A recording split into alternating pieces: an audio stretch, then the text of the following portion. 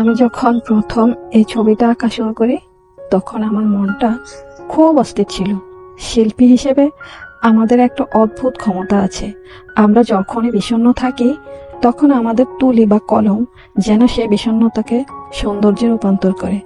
আজ যখন এই করে সাদা কাগজে আমি এই বাদামি ডালগুলো দিচ্ছিলাম তখন মনে হচ্ছিল জীবনটা কখনো কখনো এই শুকনো ডালের মতো হয়ে যায়, রংহীন, পাতাশূন্য আর একাকী।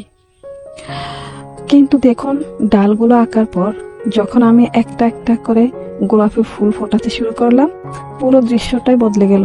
তখন আমার মনে হলো, আমার রবও তো আমাদের জীবনটাকে এভাবেই সাজান। আমাদের জীবনে যখন কোনো বিপদ আসে তখন আমরা ভাবি আমাদের সব শেষ হয়ে গেছে, কিন্তু আল্লাহ আসলে সেই শুকনো ডালগুলোতে ধৈর্য আর সময়ের রং দিয়ে আরো সুন্দর ফুল ফোটানোর পরিকল্পনা করেন। আমরা শিল্পী হিসেবে কত রং মেলাই, কতবার ভাবি কোন পাপড়িটা বড় হবে আর কোনটা ছোট হবে, অথচ মহান আল্লাহ কোনো চেষ্টা ছাড়াই কোটি কোটি গাছে প্রতিদিন এমন নিখুঁত সৌন্দর্য ফুটিয়ে তোলেন। এই গাছটি আঁকতে গিয়ে আমি বারবার ভাবছিলাম, আমার প্রতিটি আঙুলের নাড়াচাড়া, এই চোখের দৃষ্টি, সবই তো তার দেওয়া। আমি যদি আজ এই তুলিটা ধরতে পারছি তবে সেটা শুধুমাত্র তার রহমত।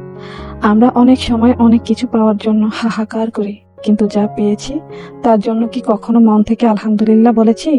এই যে সুন্দর একজোড়া চোখ দিয়ে আপনি এই রঙের খেলা দেখছেন, এটাও কি স্রষ্টার দেওয়া এক বিশাল নিয়ামত নয়? আঁকা শেষ করার পর যখন আমি পুরো গাছটার দিকে তাকালাম, আমি শান্তি খুঁজে পেলাম। হয়তো আমাদের জীবনটাও একদিন এভাবেই পূর্ণতা পাবে।